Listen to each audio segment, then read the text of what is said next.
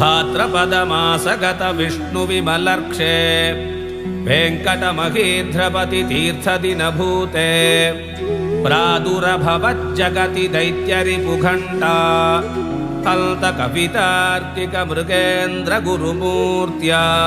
சனாதன தர்மிகள் எல்லோருக்கும் நமஸ்காரம். நான் உங்கள் மேலப்பாளையம் அனந்தநாராயணன். அபிநவ பாரதம்ங்கிற யூடியூப் சேனலுக்கு உங்கள் எல்லோரையும் வரவேற்கிறேன். நம்மளுடைய சனாதன தர்மத்தில் பார்த்தோம் அப்படின்னா, பகவான் தர்மத்தை காப்பாற்றுவதற்கும் அதர்மத்தை அழிப்பதற்குமே பல அவதாரங்களை எடுக்கிறார். அது மட்டும் இல்லாமல் பல ஆழ்வார்களையும் நாயன்மார்களையும் ஆச்சாரிய புருஷர்களையும் தோற்றுவித்து அவர்கள் மூலமாக தன்னை வந்து அடையும்படி செய்கிறார். அப்பேற்பட்ட ஆச்சாரிய புருஷர்களில் ஸ்ரீ வைஷ்ணவ சித்தாந்தத்தில் முதன்மையாக இருப்பவர் பகவத் ராமானுஜர். ராமானுஜருக்கு அடுத்தபடியாக ஸ்ரீ வைஷ்ணவ சித்தாந்தத்தை உலகெங்கும் எடுத்துச் சென்றவர், ஸ்ரீ வைஷ்ணவ சித்தாந்தத்திற்கு மேலும் வலு சேர்த்தவர் சுவாமி வேதாந்த தேசிகர். அப்பேற்பட்ட ஆச்சாரிய புருஷரை பெருமைப்படுத்தும் வகையில் கண்டாவதாரம் அப்படிங்கிற ஒரு அற்புதமான திரைப்படம் வெளிவந்திருக்கு. அந்த திரைப்படத்தை பற்றிய என்னுடைய ஒரு சின்ன விமர்சனம் தான் இந்த வீடியோ பதிவு. வாங்க வீடியோ பதிவுக்குள்ள போகலாம். ஆஞ்சநேயரை போன்றவர். ஆஞ்சநேயர் எப்படி பிழைத்தார், ராம சைன்யமே பிழைக்கும் என்று ஜாம்பவான் கூறினாரோ, அதே போல் நீர் ஒருவன் இருந்தால் போதும், திருவரங்கம் மீண்டும் பழைய நிலைமையை பெற்றுவிடும்.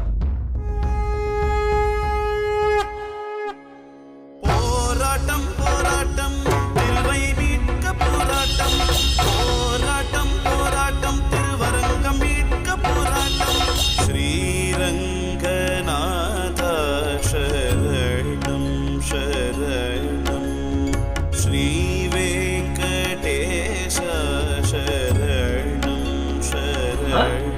இந்த திரைப்படத்தை விமர்சனம் பண்ணுறதுக்கு எனக்கு என்ன தகுதின்னா, நான் ஒரு நல்ல ரசிகன் அப்படிங்கிற ஒரு தகுதியே போதும்னு நினைக்கிறேன். ஒரு நல்ல ரசிகனால தான் ஒரு நல்ல கலையை அடையாளப்படுத்த முடியும். இப்போ இந்த படத்தை பற்றி விமர்சனத்துக்கு வருவோம். இந்த படத்தை தயாரித்திருக்கிறது பாஞ்சஜன்யம் ட்ரஸ்ட். இந்த திரைப்படத்திற்கு கதை, வசனம், இயக்கம், அதே மாதிரி அதில் ஒரு முக்கியமான கதாபாத்திரம், அதாவது சுவாமி வேதாந்த தேசிகராக வாழ்ந்திருப்பவர் அனந்த பத்மநாபாச்சார் சுவாமி, நம் எல்லோராலும் ஏபிஎன் சுவாமி என்று கொண்டாடப்படக்கூடியவர். இந்த திரைப்படத்தினுடைய கதை களம் என்ன அப்படின்னு பார்த்தோம்னா, சுவாமி வேதாந்த தேசிகர் அப்படின்னு வைஷ்ணவ சித்தாந்தத்தில் சுமார் 750 ஆண்டுகளுக்கு முன் வாழ்ந்த ஒரு பெரிய ஆச்சாரியரை பற்றியதான கதைக்களம். இன்றைக்கு அப்பேற்பட்ட ஒரு ஆச்சாரியரை பற்றிய திரைப்படத்தை எடுக்கணுங்கிறது ஒரு பெரிய சவால். ஏன்னு கேட்டால், இன்றைக்கு இருக்கக்கூடியதான கால சூழ்நிலைகளுக்கெல்லாம் சுமார் 750 ஆண்டுகளுக்கு முன் இருந்த ஒரு வீடாகட்டும், அதே மாதிரி உடைகளாகட்டும், அன்றைக்கு இருக்கக்கூடியதான பேச்சு வழக்குகளாகட்டும், இது எல்லாத்தையும் கொண்டு வரணும் அப்படிங்கிறது ஒரு பெரிய சவால் இல்லையா? இத்தனை சவால்களை தாண்டி இந்த திரைப்படத்தை மிக நேர்த்தியாக வெளியிட்டிருப்பதற்கு இந்த திரைப்படத்துறைக்கு நாம் எல்லோரும் கட்டாயம் ஒரு பெரிய பாராட்டுதல்களை தெரிவிக்க வேண்டும். அதே மாதிரி இந்த திரைப்படத்தில் நடித்திருக்கக்கூடிய கலைஞர்கள் யாருமே திரைப்படத்துறையை சார்ந்தவர்கள் அல்ல. எல்லாருமே இயல்பு வாழ்க்கையில் இருக்கக்கூடிய ஒரு சாதாரண மனிதர்கள் தான். அந்த சம்பிரதாயத்தைச் சேர்ந்த பெரியவர்கள் தான். அவர்கள் அந்த திரைப்படத்துறையில் நேர்த்தியாக நடிக்கக்கூடிய கலைஞர்களுக்கே சவால் விடுற அளவுக்கு ரொம்ப அழகாக நடிச்சிருக்காங்க. அதே மாதிரி இந்த படத்தினுடைய தொழில்நுட்ப விஷயத்தை பற்றி பேசணும் அப்படின்னா, வீடியோ எடிட்டிங், அதாவது படத்தொகுப்பை மிக நேர்த்தியாக செய்திருக்கார்கள்னே சொல்லலாம். அதே மாதிரி ஆடியோ தொகுப்பு, இந்த படத்தை பற்றிய இருக்கக்கூடியதான ஆடியோ இருக்கு இல்லையா, அதில் கொஞ்சம் கவனம் செலுத்தியிருக்கலாமோ அப்படின்னு தோணுது.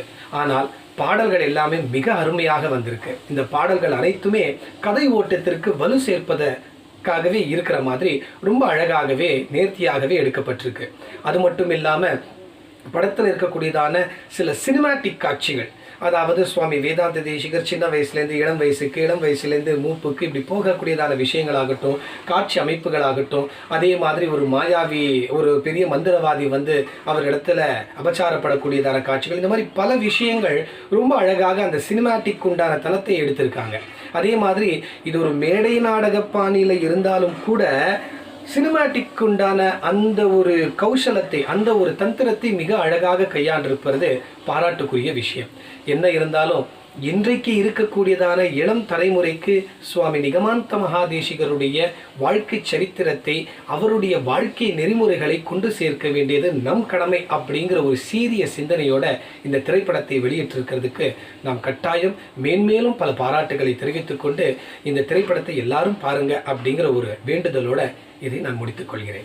மீண்டும் வேறு ஒரு நல்ல பதிவோடு உங்கள் எல்லோரையும் சந்திக்கிறேன். நன்றி, வணக்கம்.